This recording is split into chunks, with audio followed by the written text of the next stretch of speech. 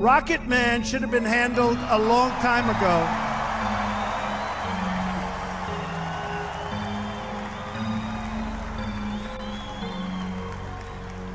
He should have been handled a long time ago by Clinton. I won't mention the Republicans, right?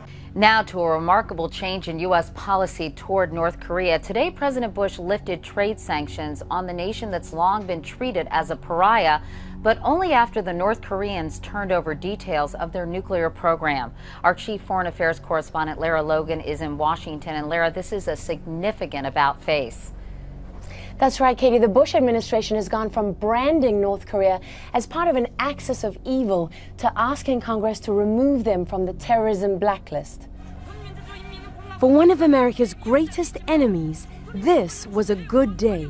North Korean dictator Kim Jong-il was accorded rare respect from President Bush, with a deal that marked a major shift in his administration's North Korean policy. This can be a moment of opportunity for North Korea.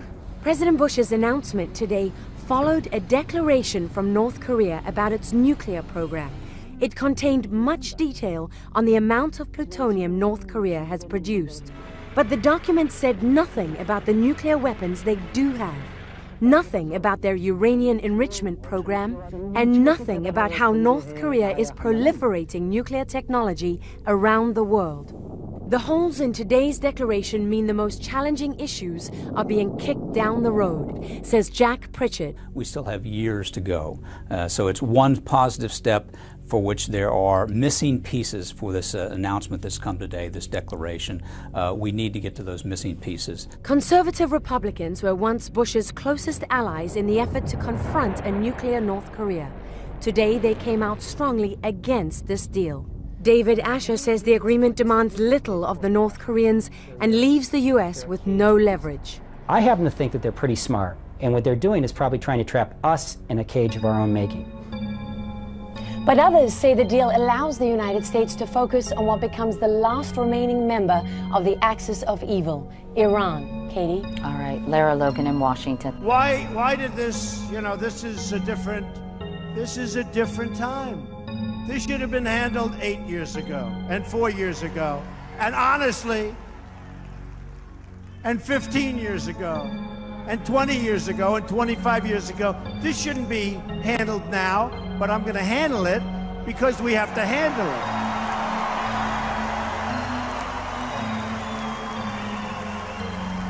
it. Little Rocket Man, we're going to do it because we really have no choice. We really have no choice. Now he's talking about a massive weapon exploding over the ocean, Pacific Ocean, which causes tremendous calamity. Where that plume goes, so goes cancer, so goes tremendous problems. And I want to tell you something. And I'm sure he's listening because he watches every word. And I guarantee you one thing, he's watching us like he never watched anybody before. That I can tell you. That I can tell you. And maybe something gets worked out, and maybe it doesn't. Personally, I'm not sure that it will. Other people like to say, oh, we want peace. They've been saying for now 25 years, oh, we want peace, we want peace. And then he goes and just keeps going. Well, maybe something gets worked out, and maybe it doesn't. But I can tell you one thing, you are protected, okay? You are protected. Nobody's gonna mess with our people. Nobody is gonna play games. Nobody is going to put our people in that kind of danger.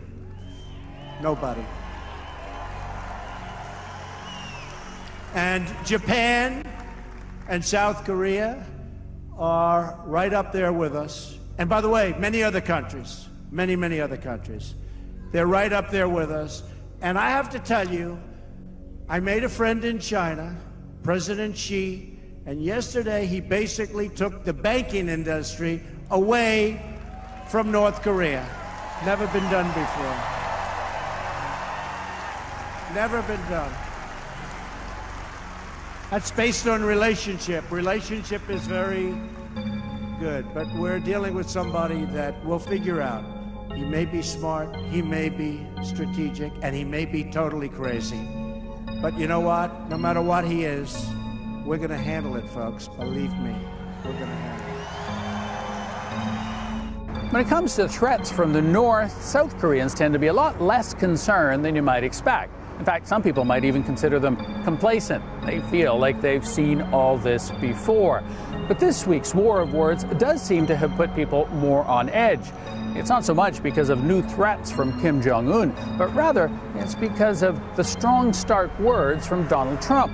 Of the two, they consider him to be much more unpredictable, much more likely to do something that's going to lead to war. And despite Washington's assurances that it won't launch any sort of military attack in the North without consulting Seoul, this government here, well, people here on the front lines simply don't believe that, most of them. There's one other thing that's notable about today. The fact that Kim Jong-un delivered his comments personally and spoke almost directly to Donald Trump is highly significant. He hardly ever gives speeches anymore. People in North Korea have come to think of him as almost above that. In fact, when I was in North Korea a few months ago, he attended several major events, big national holidays, but he didn't say a single word publicly. So when he does, it carries a lot of weight. In fact, it almost always becomes government policy. Today's comments are that much more significant. Sasha Petrusik, CBC News, Seoul. Meanwhile, North Korean leader Kim Jong-un has escalated his war of words with President Trump, threatening to, quote, take the highest level of response to Trump's words at the UN General Assembly. According to Pyongyang's top diplomat, that response could be a hydrogen bomb test in the Pacific Ocean. Kwon Jang-ho reports. The stakes in the tit-for-tat rhetoric between the US and North Korea have been raised once again. North Korea's leader Kim Jong-un released a statement on Friday condemning US President Trump's speech at the UN General Assembly, where he threatened to totally destroy North Korea if forced to defend itself or its allies. Kim said instead of making any remarks that could have diffused tensions, Trump spouted unprecedented rude nonsense that caused worldwide concern. He called Trump mentally deranged and a dotard, meaning a senile old person.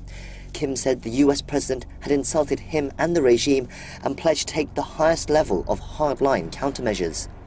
The statement is an unprecedented escalation in rhetoric.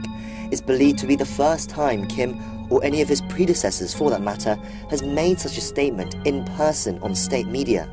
However, despite this new precedent, one expert says it didn't come as a total surprise. Kim's grandfather and father, Kim Il-sung and Kim Jong-il, were charismatic and had authority. They wouldn't have dealt with this kind of situation themselves. They wouldn't have needed to. But Kim Jong-un's grip on authority is much weaker, so he has to show a strong response to Trump's comments. It just shows his limits. North Korea's top diplomat Ri Yong-ho, who was in New York for the UN General Assembly, was asked about Kim's statement. In relation to Trump's thoughtless words, he said he would take the highest level of countermeasures. I believe that could be a test of our most powerful hydrogen bomb in the Pacific Ocean. Pyongyang already carried out a nuclear test earlier this month, which it claimed to be an H-bomb. But a detonation in the Pacific Ocean would be considered a massive step in provocations, especially as it would be outside of North Korea's borders. But for now, experts are skeptical such test will come anytime soon. I believe they are technically capable of carrying it out, but I think it should be seen as an introduction to a new threat card on the US. They are first more likely to continue test firing Hwasong-14 ICBM missiles into the Pacific, and then later use that to make further threats about testing an H-bomb there.